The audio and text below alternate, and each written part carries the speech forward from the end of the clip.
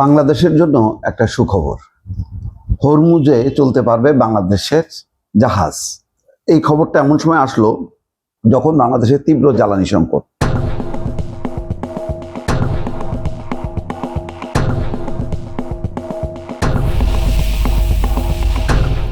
দেখেছেন নিশ্চয়ই পেট্রোল পাম্পগুলোর যে একেবারে হাহাকার অবস্থা। তেলের সংকট নেই, কিন্তু গাড়ির লম্বা সারি শেষ হচ্ছে না।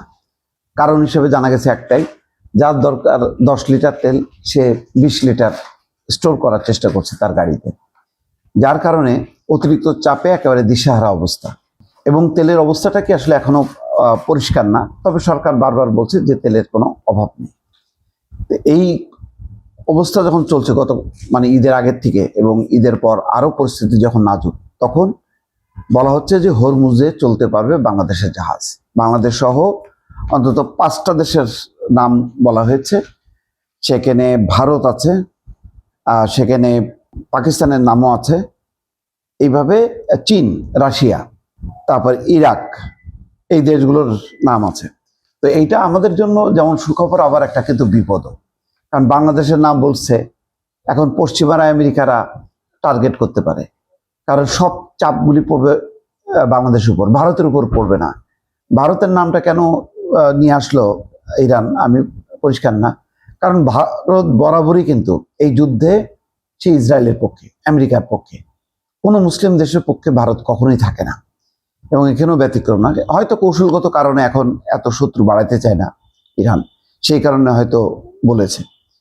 যাই হোক, এখন এই যে বলছে যে হরমুজে চলতে পারবে বাংলাদেশের জাহাজ, সেই কারণে যদি জাহাজের সংখ্যা বাড়ানো হয় এবং সেই তেল যদি দ্রুত বাংলাদেশে পরিবহন হয়, আর সেটা যদি বাস্তবে রূপ নেয়, তাহলে এই যে তেলের নিয়ে যে হাহাকার অবস্থা, সেই পরিস্থিতিটা কমবে। এখন পরিস্থিতি হলো এই যে হরমুজের উপর ইরানের পূর্ণ নিয়ন্ত্রণ আছে, এটা পরিষ্কার।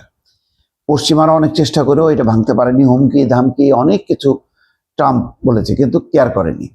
কারণ এখন ইরানের পিঠ দেয়ালে ঠেকে গেছে।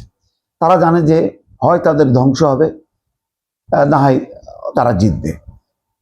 মরবাচো যে লড়াই হয়, সেটা তীব্র আকার ধারণ করে। ইরান এখন ওই পরিস্থিতির মধ্যে চলে গেছে। তো সেই কারণে হরমুজের নিয়ন্ত্রণটা তারা আঁকড়ে রেখে তারা চেষ্টা করছে যে পরিস্থিতি তাদের অনুকূলে আনার জন্য, এবং এই ক্ষেত্রে বলা যায় কিছুটা সফলও হয়েছে। কারণ ট্রাম্প কিন্তু প্রথমে 48 ঘন্টা আলটিমেটাম দিয়ে তারপরে কিন্তু 1 মাস সময় দিয়েছে, এই আলটিমেটামের ব্যাপ্তিটা বাড়িয়েছে।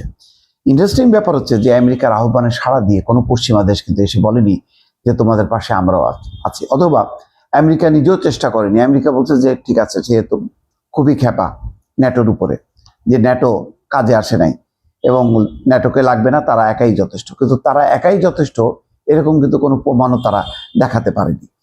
যাই হোক, এখন যদি বাংলাদেশের জাহাজগুলো যদি দ্রুত চলাচল করে এবং আরো বেশি বেশি করে তেল নিয়ে আসতে পারে, তাহলে হয়তো তেলের সংকটটা থেকে অন্তত বাংলাদেশ রেহাই পাবে।